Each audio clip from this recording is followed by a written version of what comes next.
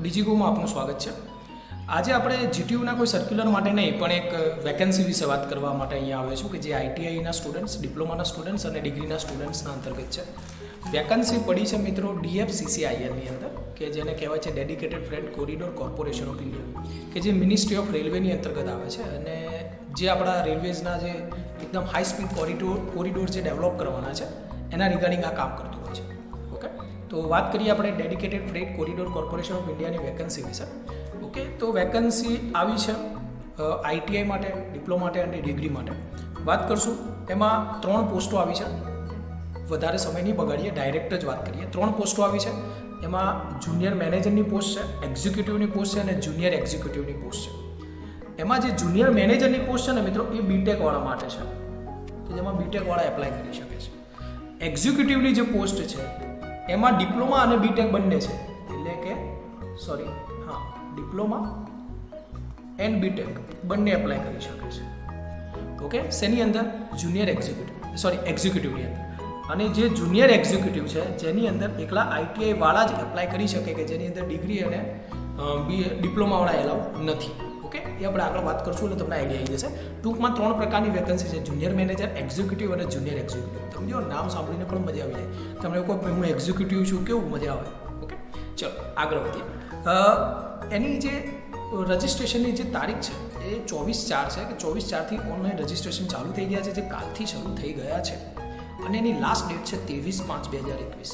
Okay, અને એક્ઝામની tentative date એટલે કે કોમ્પ્યુટર બેઝ ટેસ્ટ એ લોકો લેશે સીબીટી, કે જે જૂન 2021માં હોય છે। હવે આ જે સીબીટી જે અહીંયા લખેલું છે, સીબીટી કોમ્પ્યુટર બેઝ ટેસ્ટ, એના વિશે થોડી 25 સેકન્ડમાં માહિતી આપી દઉં। જે સીબીટી હોય ને એ TCS દ્વારા નોર્મલી લેવામાં આવે છે, કે જેમાં તમારે જઈને કોમ્પ્યુટર ઉપર ટેસ્ટ આપવાનું છે અને અત્યારે તમે ઓનલાઈન એક્ઝામમાં આ બધી પ્રેક્ટિસ કરી જ રહ્યા છો, જે આગળ તમને કામમાં આવશે। મેં પોતે 2018-19ની જે પણ આસિસ્ટન્ટ લોકો પાયલોટની જે જાહેરાત હતી ALP, એ મેં ક્લિયર કરેલી છે। મેં રેલવેની અત્યાર સુધીમાં 4 થી 5 એક્ઝામો ક્લિયર કરેલી છે, એટલે તમને કહું છું કે આપણા ગુજરાતના છોકરાઓએ પણ એના ઉપર ટેકનિકલી ફોકસ આપવું જોઈએ, કારણ કે એક્ઝામની અંદર એ લોકો જે સિલેબસ બોલે છે એ જ સિલેબસ પૂછાય છે। આપણા ગુજરાતની એક્ઝામમાં કેવું હોય છે, એવું ખોટું નથી કહી રહ્યો પણ જસ્ટ એક પોઈન્ટ રજૂ કરું છું કે ગુજરાતની એક્ઝામમાં કેવું છે કે સિલેબસ મૂક્યો છે એના કરતાં પેપર અલગ હોઈ શકે છે 90% કેસમાં, એવું જ હોય છે। ઓકે, તો આપણે આ જે રેલવેઝની એક્ઝામમાં પ્રિપરેશન કરવાનો મોટિવ એ છે કે જે પણ ડિપ્લોમા પાસ છે, ડિગ્રી પાસ છે, છોકરાઓ આઈટીઆઈ પાસ છે, તો એ લોકોને જે અહીંયા સિલેબસ આપ્યો છે એ સિલેબસ રિગાર્ડિંગ એ લોકો પેપર નીકાળે છે, કે જેથી તમારું વાંચેલું તમને કામ આવે। ઓકે, ચલો હવે જૂન 2021માં એ લોકોએ ટેન્ટેટિવ ડેટ મૂકી છે, તો એના 3 કે 4 મહિના પછી થઈ જ જશે। ઓકે, કારણ કે કોવિડના કારણે નક્કી નથી હોતું। ચલો હવે આની જે એપ્લિકેશન ક્યાંથી કરવાની છે, આની જે PDF છે, આની જે લિંક છે, બધું આપણે ડિસ્ક્રિપ્શન બોક્સમાં તમને મળી જશે। તમને સેલેરી કહું ને તો બહુ મજા આવશે। ચલો, જુનિયર મેનેજરની પોસ્ટો છે। હવે થોડું આપણે કેવું છે, થોડું ફટાફટ લઈશું, એનું રીઝન છે કારણ કે આ છે ને ખૂબ જ લાંબી છે પ્રોસેસ, કારણ કે બહુ બધી પોસ્ટો છે। ઓકે, તો જુનિયર મેનેજર સિવિલ જે તમને સ્ક્રીન ઉપર દેખાઈ શકતું હશે, કે જેમાં બેચલર ડિગ્રી માગેલું છે સિવિલમાં। ઓકે, BE સિવિલ માગેલા છે અને 31 વેકેન્સી છે, કે જેમાં ઓપનમાં 14 વેકેન્સી છે, SCમાં 4 છે, STમાં 2 છે, OBCમાં 8 છે અને AWSમાં 3 છે। ઓકે, અને એમાં પણ મેડિકલ સ્ટાન્ડર્ડ છે A3 માગેલું છે। તમે યુટ્યુબ ઉપર કોઈ પણ રેલવેનો વિડીયો સર્ચ કરશો કે ભાઈ આપણે A3 મેડિકલ સ્ટાન્ડર્ડ શું, તમને ખ્યાલ આવી જશે। મીન્સ કે વિઝન ઉપર છે 6/6 કે એવું।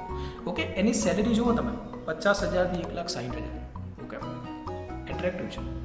ઓકે, એના પછી મિત્રો આપણે વાત કરશું જુનિયર મેનેજરમાં। આ જુનિયર મેનેજર સિવિલની પોસ્ટ હતી, આ જુનિયર મેનેજર ઓપરેશનલ એન્ડ BDની છે।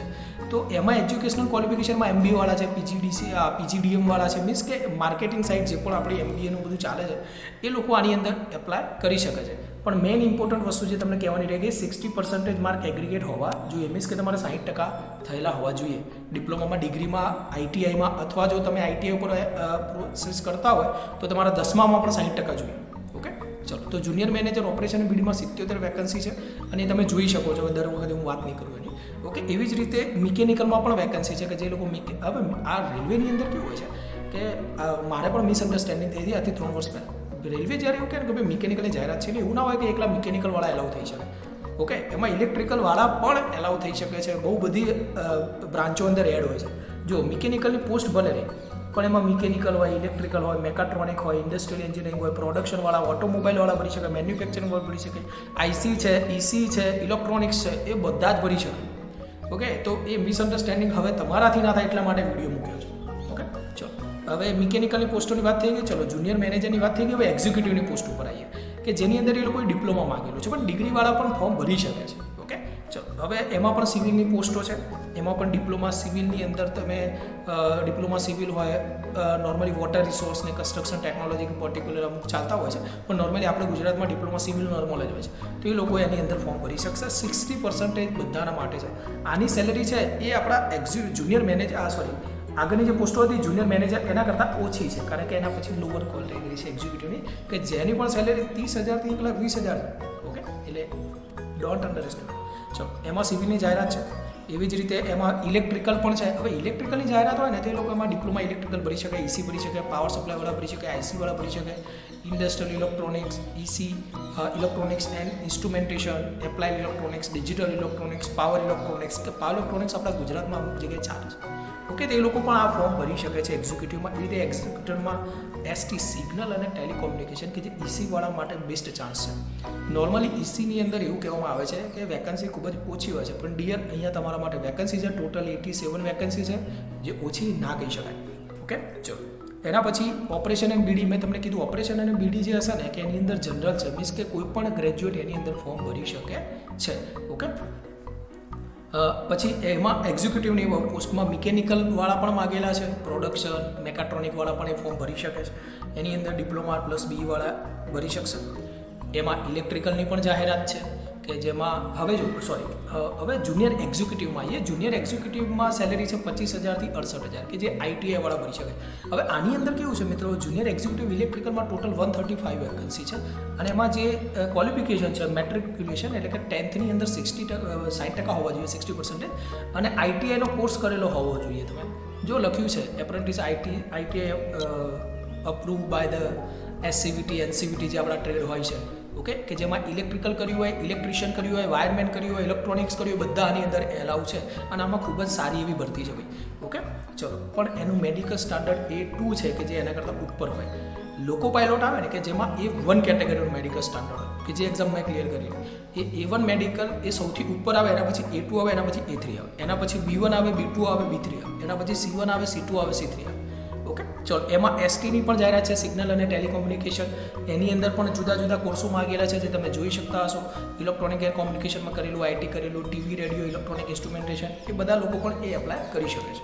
ચલો એના પછી જુનિયર એક્ઝિક્યુટિવમાં ઓપરેશન અને બીડીવાળા છે કે જેની અંદર કોઈ પણ ગ્રેજ્યુએટ ફોર્મ ભરી શકે છે અને આઈટીઆઈવાળા ફોર્મ ભરી શકે છે, પણ 60% હોવા જરૂરી છે.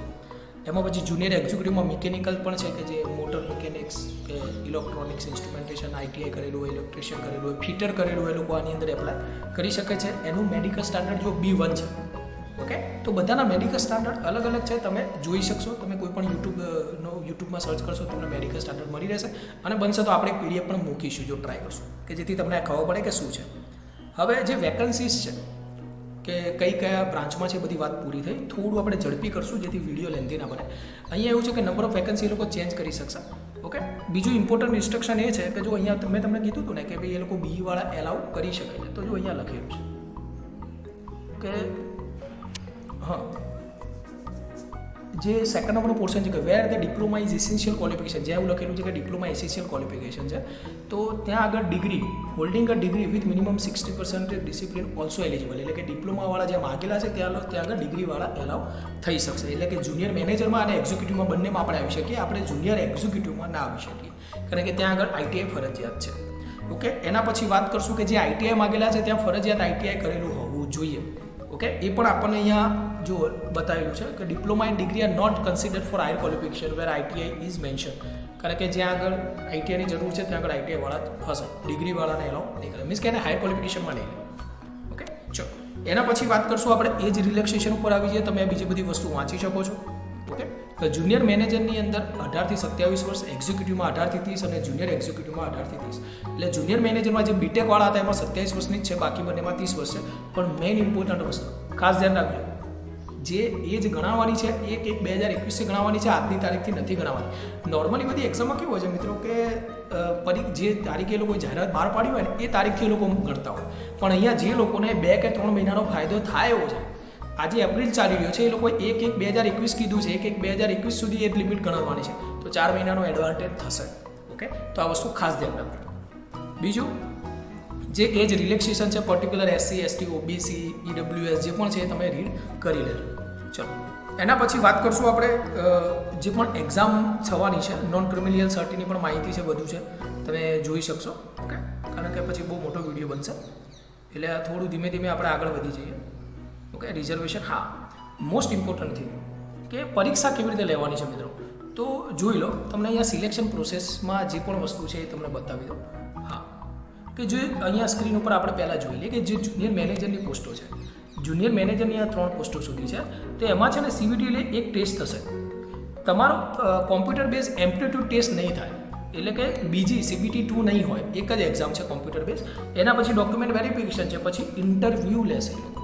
ઓકે, ઇટ્સ અ ન્યૂ, કારણ કે 50,000થી સેલેરી સ્ટાર્ટ થાય છે ભાઈ. અને મેડિકલ ટેસ્ટ તો બધામાં હોય જ છે રેલવેની અંદર. એના પછી એક્ઝિક્યુટિવની જે પોસ્ટો છે મિત્રો, એક્ઝિક્યુટિવની જે પોસ્ટો છે એની અંદર ઇન્ટરવ્યૂ નહીં હોય. જો એક્ઝિક્યુટિવની જે પોસ્ટો છે તો તમે જોઈ શકો છો એક્ઝિક્યુટિવની પોસ્ટો અહીંયા સુધી છે, તો એમાં તમારો CBT 1 હશે, CBT 2 ખાલી ને ખાલી કોના માટે છે, જે ઓપરેશન અને BD વાળા એક્ઝિક્યુટિવ હશે એ લોકોને બીજો એપ્ટિટ્યૂડ ટેસ્ટ આપવો પડશે. Okay, aptitude test. એના પછી ડોક્યુમેન્ટ વેરિફિકેશન બધાનું હોય છે. ઇન્ટરવ્યૂ હવે કોઈનું નહીં થાય, એક્ઝિક્યુટિવ અને જુનિયર એક્ઝિક્યુટિવમાં ઇન્ટરવ્યૂ નથી હોતા, મેડિકલ ટેસ્ટ બધાના માટે હોય છે. એ રીતે તમે જુનિયર એક્ઝિક્યુટિવમાં પણ જોઈ શકો છો ITI વાળા માટે કે જેમાં એક જ એક્ઝામ છે કોમ્પ્યુટર બેઝ ટેસ્ટ, એ લોકોના પણ કોમ્પ્યુટર બેઝ એપ્ટિટ્યૂડ ટેસ્ટ નથી, ડોક્યુમેન્ટ વેરિફિકેશન હોય છે, ઇન્ટરવ્યૂ નથી હોતું અને ડાયરેક્ટ મેડિકલ ટેસ્ટ હોય છે. ચલો, એક્ઝામમાં CBT કેવું હોય છે કે જે બે કે તમને જે રેલવેની એક્ઝામ કેવું હોય, સવારે બપોરે અને સાંજે 3 શિફ્ટોમાં એક્ઝામ થતી હોય છે. ઓકે, અને 2 કલાકનો સમય હશે તમારો, 2 કલાક તમારો ટેસ્ટનો ટાઈમ હશે. ઓકે, કે જેમાં MCQ એક્ઝામ પૂછાશે, 120 MCQ હશે. જો બધું અહીંયા ડિટેલ લખેલું જ છે, હું બોલી જાઉં છું, જે પણ ઇમ્પોર્ટન્ટ થિંગ છે તમને કોઈ ચિંતા ના કરો. 120 પ્રશ્નો પૂછાશે અને એમાં પણ 2 પાર્ટ્સ હશે, પાર્ટ્સ 1 અને પાર્ટ 2. એક જનરલ પાર્ટ્સ હોય અને બીજો ટેકનિકલ પાર્ટ હોય. ઓકે, રિટર્ન ટેસ્ટની અંદર નેગેટિવ માર્ક હશે 0.25નું, અને તમારા નોર્મલી જે મિનિમમ ક્વોલિફાઈંગ માર્ક છે એ ઓપન કેટેગરીમાં UR માટે 40% તો ફરજિયાત લાવવા જ પડે, તો જ તમને નોકરી મળે. એવી રીતે SC માટે 30% છે અને ST માટે 25% છે. ઓકે, પણ આનું કોઈ માયને નહીં રાખતું ભાઈ, અત્યારે તો કેટલું બધું competitive. Okay, computer base test required એ લોકો 2 સ્ટેજમાં પણ લઈ શકે છે, એમના ઉપર ડિપેન્ડ કરે છે કે એક જ સ્ટેજમાં લેવું. જો વધારે પબ્લિક મળે તો એમનો બીજો ટેસ્ટ પણ કન્ડક્ટ કરવો પડે. ચલો, હવે ક્વોલિફાઈંગ માર્કમાં T સ્કોર હોય કે જે અત્યારે ચર્ચાનો વિષય નથી, કારણ કે સાયકો ટેસ્ટની અંદર બધું આવશે. ઓકે, પણ એ અત્યારે આપણે કોઈ વાત નથી, તમે થોડા ફર્સ્ટ સ્ટેજ કમ્પ્લીટ કરો એના પછી બધું આવશે. ઓકે, એ સાયકો ટેસ્ટ હોય, લોકો પાયલોટમાં પણ સાયકો ટેસ્ટ લે છે એ લોકો. ચલો, હવે પરીક્ષા થશે કે એ પણ છે. ઓકે, તો કે જે કોમ્પ્યુટર બેઝ ટેસ્ટ છે એ નોર્મલી એ લોકો અમદાવાદ, ગુવાહાટી, વારાણસી, ભુવનેશ્વર, ચેન્નઈ, દિલ્હી, જયપુર, લખનઉ, મુંબઈ, કોલકાતા, બેંગ્લોર, હૈદરાબાદ, નાગપુર, ભોપાલ, વિશાખાપટ્ટનમ, રાંચી, રાજકોટ, પુણે, તિરુવનંતપુરમ, ચંડીગઢ, મોહાલી એ બધી જગ્યાઓ પર લેતા હોય છે. પણ જો એ લોકોને એક્ઝામિનેશન સેન્ટરમાં સંખ્યા ઓછી મળશે તો લોકો દિલ્હી NCRની અંદર પરીક્ષા લઈ શકશે. ઓકે, ધારો કે અમદાવાદમાંથી બહુ ફોર્મ નથી આવતા તો અમદાવાદમાં એક્ઝામનું સેન્ટર એ લોકો ના રાખે. ઓકે, એ ડિપેન્ડ કરે છે કે ભાઈ કેટલી નંબર ઓફ સંખ્યા અને જે ડેટ છે એ બધી જે એક્ઝામની ડેટ છે એ લોકો ચેન્જ કરી શકશે, એ લોકો એમના ઓથોરિટીમાં છે. સૌથી મહત્ત્વની વાત ફીસ કેટલી છે. તો જો ફીસ છે ને નોર્મલ 111, 121, 150 એવી નથી ભાઈ. ફીસ છે ને વ્યવસ્થિત પૈસા લોકો લેશે. જુનિયર મેનેજરની અંદર BTech વાળાનું જે જુનિયર મેનેજમેન્ટ છે કે જેમાં ઓપન OBC અને EWS વાળાને 1,000 રૂપિયા ભરવાના છે ભાઈ, એટલે વિચારીને ભરજો. ઓકે, બીજું છે એક્ઝિક્યુટિવ કે જે લોકો UR OBCથી બિલોંગ કરે છે એ લોકોને 900 રૂપિયા ભરવાના છે એક્ઝિક્યુટિવની પોસ્ટ માટે, અને જુનિયર એક્ઝિક્યુટિવ ITI વાળા છે એમને 700 રૂપિયા પે કરવાના છે. એમાં પાછું બેંક ચાર્જ અને GST આવી શકે છે, આઈ ડોન્ટ નો. ઓકે, તમે કરશો તમને ખબર પડી જશે. ઓકે, ચલો, ફી કોને નથી ભરવાની કે જે SC સ્ટુડન્ટ છે, ST સ્ટુડન્ટ છે, PWBD સ્ટુડન્ટ છે અથવા તો એક્સ સર્વિસમેન છે, રિસ્પેક્ટેડ એક્સ સર્વિસમેન, એ લોકોને પૈસા નથી ભરવાના. ચલો, એ તો સારું બને. ઓકે, ચલો, હવે ઓનલાઈન એક્ઝામનું ફોર્મ છે વેબસાઇટ ઉપરથી તમને મળી જશે. હું પણ નીચે તમને લિંક મોકલી દઈશ, કોઈ ચિંતા ના કરો, બધું આવી જશે. ઓકે, ચલો, હવે વાત કરીએ આપણે થોડું સિલેબસ ઓરિએન્ટેડ, કે તમને એવું લાગે કે સર ડિજિકોની એપ્લિકેશન ચેનલ, ડિજિકો એપની ચેનલ ઉપર આ કેમ આવ્યું છે. ઓકે, તો વાત કરીએ આપણે સિલેબસ વિશે. હવે લગભગ મોટાભાગની માહિતી આપણી પતી ગઈ છે. ઓકે, ચલો, થોડી એકવાર હોલ્ડ કરી દેજો તમે, વોર્નિંગો આવે છે ભાઈ. આ બધા ફોર્મ છે, ખાલી રીડ કરી લેજો તમે PDFમાં, જેને અનુલક્ષીને જેને લાગુ પડતું હોય. ઓકે, હા, આ બધા ફોટોઝ ને વગેરે હોય ને એમાં થોડી ઇન્ફોર્મેશન આપી દઉં કે તમારો છે ને એક આપણે હાઈકોર્ટે કહી દીધું છે કે કોઈ પણ ગવર્મેન્ટ એક્ઝામ હોય તો તમારે 3 મહિનાથી જૂનો ફોટો નહીં મૂકવાનો. ઘણાને છે ને 10મા ધોરણનો ફોટો હજુ ઓજસમાં ચાલતો હોય ઓકે, એવું નહીં કરતા. રેલવેની અંદર તમારો 3 મહિનાનો જૂનો ફોટો હશે, 3 મહિના જૂનો ફોટો એ તમે મૂકજો. ઓકે, બીજું વાત કરશું આપણે. ફીઝની વાત પતી ગઈ છે, એક્ઝામ સિટીની વાત પતી ગઈ છે. ઓકે, હવે થોડા સિલેબસ ઉપર આવી જઈએ કે હા, જુનિયર મેનેજર ધારો કે સિવિલના છોકરાઓ છે બીટેકવાળા, તે લોકોનો સિલેબસ શું છે. ઓકે, હું 2-3 સિલેબસને વાત કરીશ અને બીજા પછી તમે જોઈ લેજો યાર પીડીએફમાં. ઓકે, તો જે હા મેઇન ઇમ્પોર્ટન્ટ વાત કે ક્વેશ્ચન 120 પ્રશ્નો હશે, જેમાં પાર્ટ 1માં 24 પ્રશ્નો હશે અને પાર્ટ 2માં 96 હશે. પાર્ટ 24 એટલે જનરલ, કે જનરલ નોલેજ હોય, જનરલ એપ્ટિટ્યૂડ હોય, રિઝનિંગ હોય.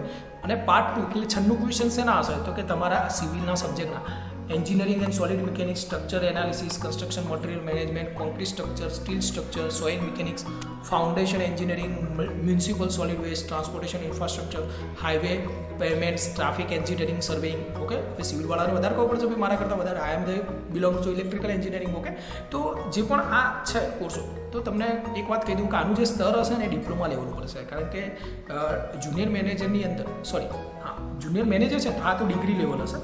ઓકે, તો એ બધા જે તમે જે પણ આ સબ્જેક્ટ છે એના સબ્જેક્ટ ઓરિએન્ટેડ પ્રશ્ન અંદર હશે. એ લોકોએ લખ્યો છે ટોપિક, તો એ લોકો પૂછશે જ. ઓકે, કે જેથી તમને પરીક્ષામાં ખૂબ જ મજા આવશે. એ તો ઓપરેશન અને બીડી છે, તો એમાં જ્યારે મેનેજમેન્ટ સાઇડના છે, તમે જોઈ શકશો કે જે મેનેજમેન્ટ સાઇડ ઉપર જે પણ કોર્સો આવે છે, મેનેજમેન્ટ ફંક્શન, બિહેવિયર મેનેજમેન્ટ, તો એ બધો એનો સિલેબસ છે MBA ટાઈપનો. એ રીતે મિકેનિકલમાં તમે જોઈ લો, મિકેનિક્સમાં strength of material, theory of machine, engineering design and drawing, fluid mechanics, બહુ બધા છે ટોપિક્સ. એ રિગાર્ડિંગ લોકો ક્વેશ્ચન પૂછશે.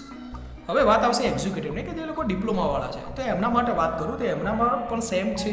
120 પ્રશ્નો હશે, 24 પ્રશ્નો તમારા જનરલ હશે અને 96 તમારા ટેકનિકલના ક્વેશ્ચન હશે, કે જેમાં સર્વેઇંગ છે, સ્ટ્રેન્થ ઓફ મટીરિયલ છે, સ્ટ્રક્ચરલ ડિઝાઇન છે. જો બહુ બધા તમારા ડિપ્લોમાના આઈ થિંક બધા સબ્જેક્ટ જે તમારા 4 થી 6 સેમિસ્ટરની અંદર જે પણ સબ્જેક્ટ આવે છે, બધાના ટોપિક એ લોકોએ લખી દીધા છે અને એમાંથી ક્વેશ્ચન એ લોકો પૂછશે. Don't worry. ઇલેક્ટ્રિકલની અંદર સર્કિટ એનાલિસિસ છે, મશીન છે, મશીન પૂછે એટલે એસી મશીન, ડીસી મશીન બંને આવી જાય. ઇલેક્ટ્રોનિક્સ કે એટલે પાવર ઇલેક્ટ્રોનિક્સ આવી જાય, ડિજિટલ ઇલેક્ટ્રોનિક્સ બધું આવી જાય. મેઝરમેન્ટ કે એટલે ઇલેક્ટ્રોનિક મેઝરમેન્ટ, મેઝરિંગ ઇન્સ્ટ્રુમેન્ટ બધું આવી જાય. કંટ્રોલ સિસ્ટમ કે એટલે કંટ્રોલ સિસ્ટમમાં ડિપ્લોમામાં લગભગ એક જ સબ્જેક્ટ આવે છે જે તમે તૈયાર કરો. ઇલેક્ટિવ હોય છે, બહુ બધી કોલેજો નથી રાખતી, પણ તમારે બુક લઈને વાંચી લેવું પડે. એના પછી મટીરિયલ સિસ્ટમ પણ આવે છે, એ બધી વસ્તુ. ઓકે, ચલો. ઓકે, એના પછી ઇલેક્ટ્રિકલ પછી સિગ્નલ ટેલિકોમ્યુનિકેશન, કે જે EC વાળા છે, તો એ લોકોને એન્જિનિયરિંગ મેથેમેટિક્સ અંદર નાખી દીધું છે. ઓકે, તો મને તો શું આવે છે એ લોકોને નહીં આવે. ઓકે, ચલો. એના પછી network signal system, electronics devices, analogue signal circuits છે, ડિજિટલ સર્કિટ્સ છે, એ બધા કોર્સો છે. પાછું ઓપરેશન બીડી આવશે, મેનેજમેન્ટ સાઇડનું, ઇકોનોમિક્સ સાઇડનું આવશે. હવે એક્ઝિક્યુટિવ, કે જે IT એક્ઝિક્યુટિવમાં મિકેનિકલનો કોર્સ છે, તો એમાં જોઈ લો તમારા જે કોર્સ પોઈન્ટ લખ્યા છે, mechanics, strength of material, theory of machine, design, fluid mechanics. Okay, એના પછી આ વાત થઈ આપણે એક્ઝિક્યુટિવ માટે, તો ડિપ્લોમાવાળા હોલ્ડર છે, તો એ લોકોને મિત્રો તમારા આ પણ જે પણ સબ્જેક્ટ્સ તમારા અહીંયા લખ્યા છે, તો એ ડિજિકો લર્નિંગ એપ ઉપર અવેલેબલ હશે. તમારા ડિપ્લોમા એન્જિનિયરિંગના ITI-વાળા છોકરાઓને પણ જો તમારા બેઝિક કોન્સેપ્ટ અહીંયા ડિપ્લોમાના ચોપડીને ક્લિયર કરવા હોય, તો ડિગ્રીનો સ્ટુડન્ટ છે અને ડિપ્લોમાના સબ્જેક્ટ ક્લિયર કરવા છે, તો ડિજિકો એપ ડાઉનલોડ કરો. એની લિંક અહીંયા નીચે ડિસ્ક્રિપ્શન બોક્સમાં હશે. એની અંદર સબ્જેક્ટ્સ હશે મિત્રો. ખાલી ને ખાલી 250 રૂપિયામાં તમને આખા સેમિસ્ટર માટે 6 મહિના સુધી એ લોકો એલાઉ કરે છે. ખૂબ જ GTUનો પોઈન્ટ ટુ પોઈન્ટ સબ્જેક્ટ જે પણ ટોપિક છે બધા અંદર ભણાયેલા છે. તમને ખૂબ જ મજા આવશે. ધારો કે હું ઇલેક્ટ્રિકલથી બિલોંગ કરું છું. ઓકે, અને મારો ટોપિક છે સર્કિટ એનાલિસિસ, તો એમાં DC સર્કિટ હોય, AC સર્કિટ હોય, તો એની અંદર AC સર્કિટનો પણ આખું સબ્જેક્ટ છે, DC સર્કિટનો પણ સબ્જેક્ટ છે. બંને જોઈ લીધા પછી તમને ખૂબ જ મજા આવશે MCQ ક્લિયર કરવામાં. ઓકે, એના પછી ITI-વાળાના જે સિલેબસ છે જુનિયર એક્ઝિક્યુટિવમાં, તો એમાં એ લોકોને છે ને 24 અને 96 નથી. આપણા કેવું હતું, 120માં 24 અને 96ના ભાગ પડ્યા હતા. 24 જનરલ હતા અને 96 ટેકનિકલ હતા. એ લોકોને 60-60ના ભાગ છે. 60 જનરલ છે અને 60 ટેકનિકલ છે. ઓકે, એવી રીતના ભાગ છે જે તમે જોઈ શકો છો. ઇલેક્ટ્રિકલની પોસ્ટ છે, એનો સિલેબસ છે, સિગ્નલ ટેલિકોમ્યુનિકેશનનો છે, ઓપરેશન BDનો છે, મિકેનિકલનો છે. ઓકે, એ લોકોને બહુ જ સિમ્પલ છે યાર. Power, heat, measurement. ઓકે, આપણને લાગે, એ લોકોને નહીં લાગે. ઓકે, તો એ પણ તમે આ બધા વર્ક છે, પાવર છે, તમે ડિજિકો એપ ઉપર જશો તો બેઝિક ગુજરાતી લેંગ્વેજમાં તમને મજા આવશે. પરીક્ષા તમારી ઇંગ્લિશ અને હિન્દીમાં થવાની છે. ઓકે, પણ કોન્સેપ્ટ છે એ તો મને મારી મધર લેંગ્વેજમાં જ આવડે ને તો જ મજા આવે. ઓકે, ચલો મિત્રો, તો અહીંયા સુધી આપણે રાખીશું. બધા સિલેબસ છે, ટોપિક છે. રજિસ્ટ્રેશનની લિંક હું અહીંયા નીચે મૂકી દઈશ, તમે આપી શકો છો. ઓકે, તો બસ આટલી આજે વાત કરવી હતી. લગભગ દરેક વસ્તુ મેં તમને અહીંયા જણાવી છે. ધારો કે તમને કંઈ ક્વેશ્ચન હોય તો મને કમેન્ટ કરજો. ઓકે, ચલો, થેન્ક યુ વેરી મચ. અને આ રીતે મિત્રો તમને મારો આ પ્રયાસ ગમ્યો હોય તો તમારા બીજો મિત્રો સાથે શેર કરો. તમારા ITI-વાળા છોકરા છે, ડિપ્લોમાવાળા છે, ડિગ્રીવાળા છે, તમે રેલવેનો એકવાર ટ્રાય કરો. ખૂબ જ મજા આવશે મિત્રો પરીક્ષા આપવાની.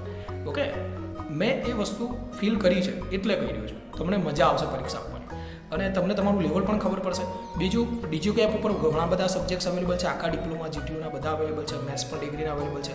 એમાં જો તમને લાગે કે આ તમારા કામનો છે તો તરત જ તમે હેલ્પલાઇન નંબર ઉપર કોલ કરો અને પૂછી લો શું કરવાનું છે, અથવા ડાયરેક્ટ પણ લઈ શકો. ઓકે, પણ તમારા બીજા મિત્રો સાથે શેર કરો. ઓકે, આ એક પોઝિટિવ ન્યૂઝ છે. કોઈ પણ ગવર્મેન્ટ જોબ આવે ને એ તમને થોડી ખુશી આપશે. કેમ? કારણ કે કોઈ પોઝિટિવ ન્યૂઝ છે અને જેમાં તમને હોપ મળે કે ના આમાં આ કરવા જેવું છે. કારણ કે અત્યારે નેગેટિવ ન્યૂઝનો ખૂબ જ વધારો થઈ ગયો છે. ઓકે, ચલો ફરી મળશું.